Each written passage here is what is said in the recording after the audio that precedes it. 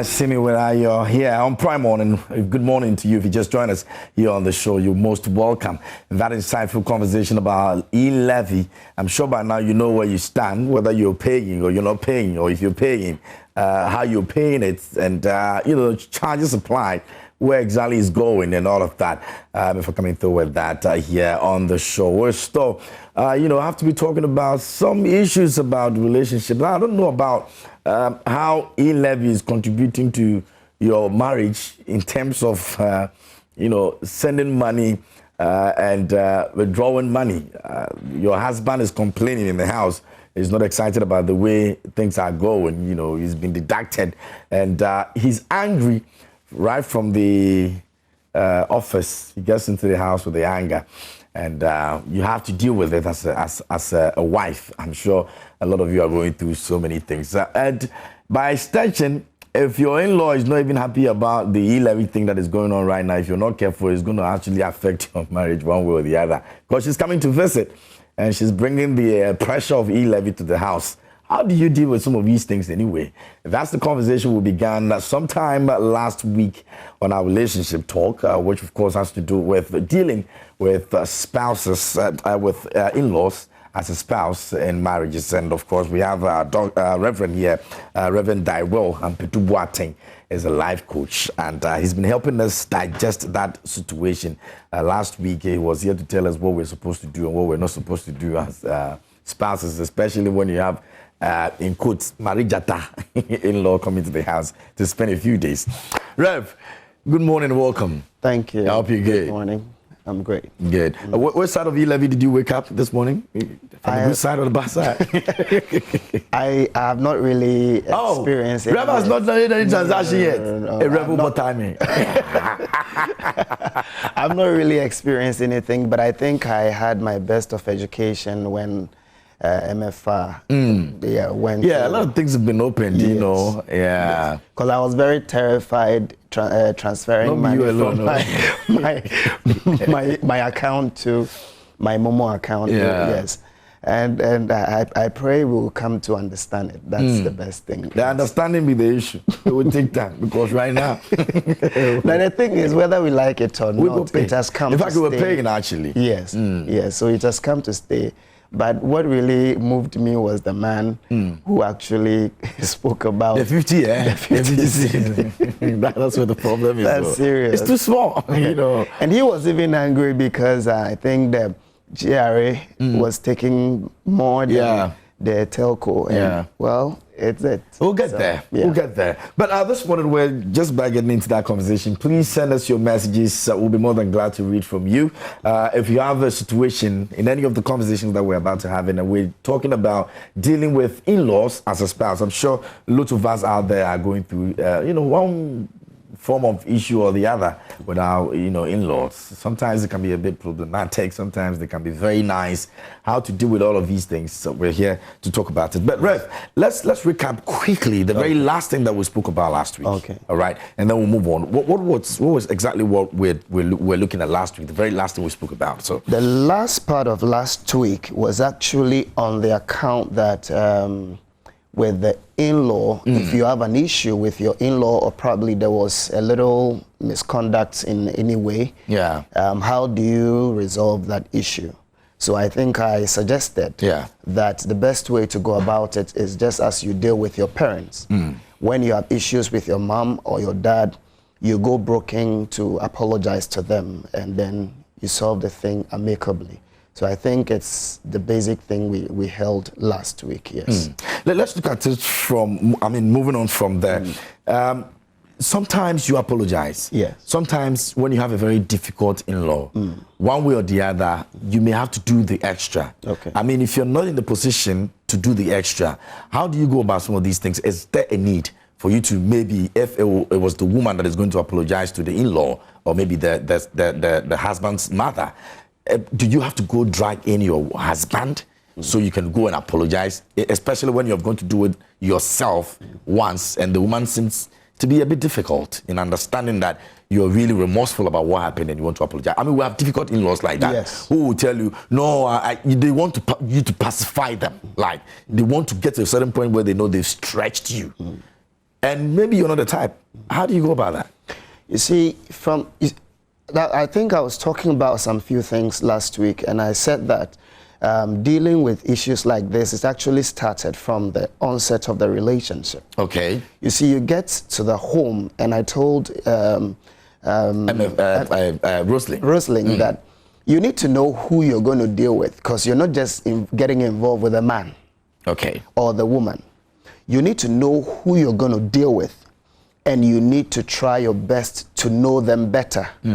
Because if you know you cannot deal with the characters you're going to meet, you just find your way out before the marriage.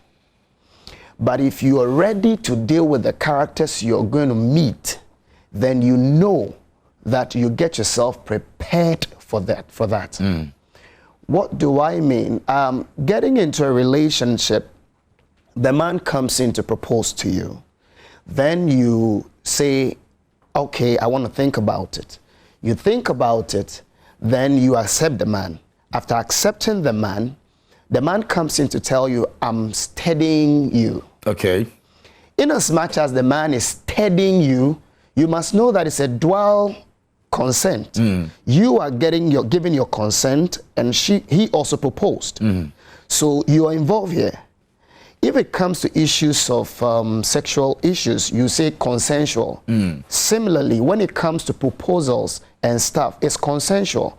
So if the man is steadying you and steadying your family, you need to also steady the man and steady the family.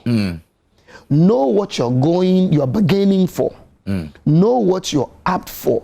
If you don't know what you're getting into and you're just into the man, then you should understand that whatever you get confronted with after engaging in the marriage, it would be maybe that one day you would divorce. Because you're going to get a good man, you could get a good woman who is having a very problematic mother or father. So you better get to know them well to decide from the scratch that this is who I want, but am I ready for the family, for the abnormalities of this mother or father thing? Yeah, because by extension you become part of them. It will become part of them. So you need to know them proper. You need to be ready to accept them proper. And you need to also be ready to say that if I'm accepting them, what it will be the mechanism I'm going to put in place to accommodate all their nuisance. If you don't know all these things, you don't study them, you don't get around them, you don't know what who they are, what they stand for, all the things they do, how you're going to build strategies to overcome them, you're definitely going to have a lot of problems. Do you then, as it were, try to get to know them better, intentionally trigger them in a way that would bring a certain part of them that you can, based on that, say, okay, when in future it happens, this is how I'm going to go about it. It might sound a bit silly, you know, because some mothers-in-laws would make you feel like you're the world for them. They don't have problems with you. Until when their son now practically becomes yours, and then they start asking questions of themselves like, why did I allow this happen? Can I now get my son back in a way? So is there a way we can intentionally trigger them in some way that will make them react? So at least we get to know. But that's going to be more than doing just the most. You see, there's a reason why even when you come to the traditional sector, or let's say if it comes to the religious sector, they say that you should go into counseling for 6 months. Okay. Now, the 6 months thing, I know that is a little bit boring. And it also means that those of us who actually get super attracted by our significant partners or our husband and wives to be in 3 months, and they say they're cool with us and they get married to us, we're in trouble. Because we don't get to do the 6 months. I mean, I've known people who have actually known themselves for like 2 months, and they said, we're good. Let's get this married thing done. Okay. It means that we have lost the 6 month, the 6 month period. The 6 months period, I think that it's for you to learn. You see, marriage is the only thing you are certified before you enter into it. And it is believed that you know you're ready. You know. That's why you're venturing into it. So they don't wait for you to end it. Okay. Then they certify you. Okay. They certify you saying that you say you're matured, you're ready, so you should be ready to face everything that comes with it. Okay. You understand me? So whether to trigger something or not to trigger something, I think you need ample time to know people. You don't just wake up overnight to know people. There are deep things about people that if we don't take our time, we can never know. Yeah. Because you know that people can take about even 10 years to hide their characters. Yeah. And some characters are very, very tactical that they would so hide it, you would never find a dime of it. So triggering it or not, the best way, as I advise someone who told me, I found a man, I just like the guy, I don't know what to do. And she actually broke out of a relationship badly. And then jumped into And then in no time, jumped into the next. So the first thing I told the person is heal. If you never heal, that means you were never broke in the first place. Yeah. So heal, learn, and investigate the next party. So I gave the person the opportunity to investigate the next party. And investigating the next party, I said, don't go to the person to know the person from the society. So the person went into the community where the person works, the guy works. Then went into the community where the guy lives, where the guy's parents live. So the lady went there, went to do all these inquiries, and apparently it will amaze you that the guy had a lady and they had a child that was about 3 months. And the mother of the guy was more than a brigadier general. That's more trouble she's going to look for. You get me? Yeah. So at this point, the society, sitting back to investigate the person, brought the real identity of the people out. Yeah. So it's not about buy me pizza. It's not about let's hang out. It's not about send me momo. It's not There are about times what's you even up. spend more time with the guy or the lady Yes. than even with the family. Yes. So you only get to see the family like once in a month. Yes. And you think that's okay for you Yes. because you're into this guy or this That's lady and right. not any family That's issue. right. And it's dangerous. Yeah. You know, in Africa, in our part of Africa, we don't marry the person, we marry the people. So you can be married to a person who is being regulated by people. Yeah. That's a lot of cases out there. You understand me? So you need to know the people. So knowing the person, spending much time with the person is not enough. Spend time with the person, but equally try to know who the people are. Because the guy is handsome, the lady is beautiful, but probably the issues at home is not as beautiful and handsome as it appears. Yeah. And sometimes you can find someone who has learned enough from what happened at home, and the person wants to chart a different path, but still you're getting married into a family. So I would still hammer on the fact that go back, investigate the family. Don't just investigate the man or the woman.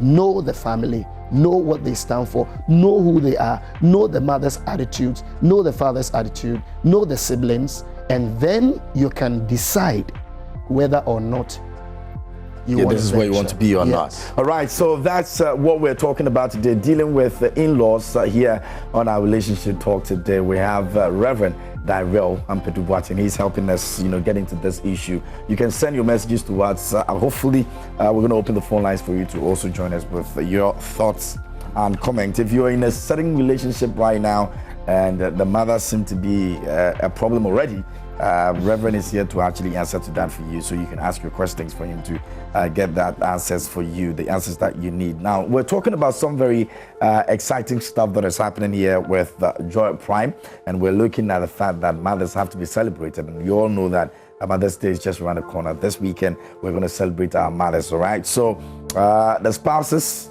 please make sure that if you've not gotten married to the guy yet and you're in the process, this is the time for you to show the mother love, so that you can get that love in the future.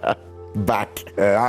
So do the most, so that when you finally get married to the guy, even if she's angry, she'll look back to what you did before you got married and say, okay, this girl was good, or was good before, so let it be. All right, so how well do you know your mother? Do you think that she deserves a life of goodness? Now, if you think so, then we're definitely here to make it even better for you. And it's not just like a mom, we're definitely going to make it beyond what a mom should actually get. Given a bottle of Frytol vegetable oil and a bag of Fortune Delight rice, what meal will you prepare for your mother on Mother's Day? What rice meal does mom like and cooks best? Now, could there be a story behind her choice, an emotional or sentimental attachment? That's what we're looking for. How about asking mom to actually take a sip of wine while you cook for her favorite meal? If you want to actually pamper your mother on Mother's Day by cooking the best rice dish, just send us a captivating photo of yourself and your mom and send it to us on our story, the story behind as well, and add the ingredients to it and share with us via WhatsApp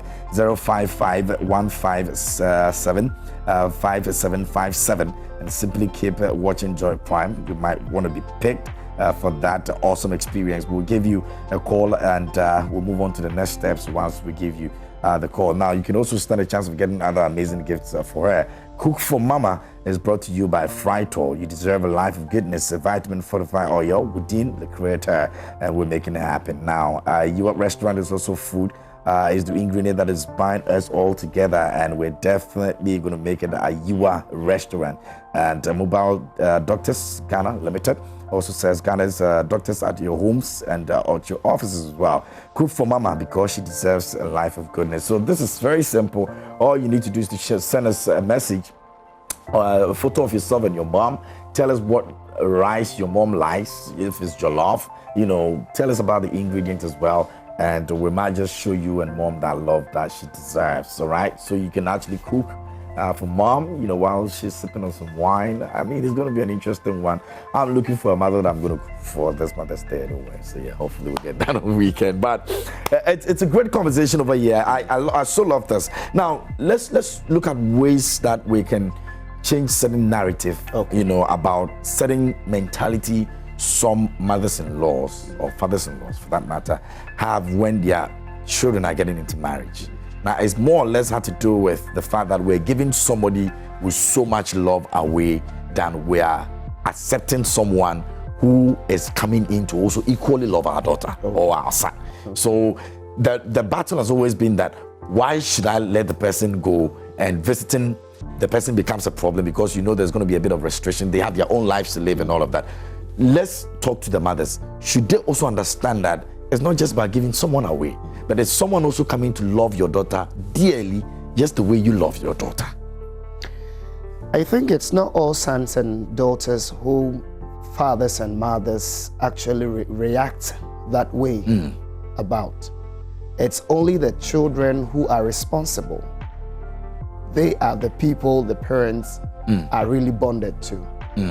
Give me a minute. Well, phone lines are activated, so if you have any story you want to share, if you have something you want to ask Reverend, you can give us a call whilst we're having the conversation. Yeah, sorry about that. Okay, so I was saying, it's not every child actually the father or the mother or the parents react that way to. Yeah. If you have a very responsible son or daughter who actually gets your back, sometimes at the end of every month, there's some loads of rice, oil, just like you're going to do. Yeah. Yes, of course. There are stuffs actually coming home, money coming home. Because some parents actually put their all into their children so that they can have returns afterwards. That's true. Yeah, they see it as an investment actually. So the child is good. The child has been doing that until probably the person found the love of his or her life. Then everything turns around. From the point of relationship, nothing. I've got responsibilities, Yeah. I've got and it's like the responsibilities were there, yet you were catering for me. Yeah. The responsibilities were there, and you still remembered me every month. Yeah. So what responsibilities are you talking about now? Because you're not married and a whole lot. So who is your responsibility right now? Probably you don't have any child at all. So the parents begin to react that way. if probably there is something like that. But you see, the introduction of anybody trying to be an in-law tomorrow should rather intensify the commitment to the family. Okay. Yes. It's rather intensify. The person should come in encouraging. Have you sent mom some money? Have you sent dad some money? Do you remember you were supposed to do this? Yeah. But at the end of the day, why some mothers do what they do and some fathers do what they do is because when some ladies come around or some gents come around, they turn up, turning the person's attention. Absolutely. You can't send this money to your dad. You can't send this money to your mom. No. You've not given me money yet, or probably the money is not enough. Is it? Yeah. So attention from the parents, attention from responsibility brings about the issue of reaction from the parents.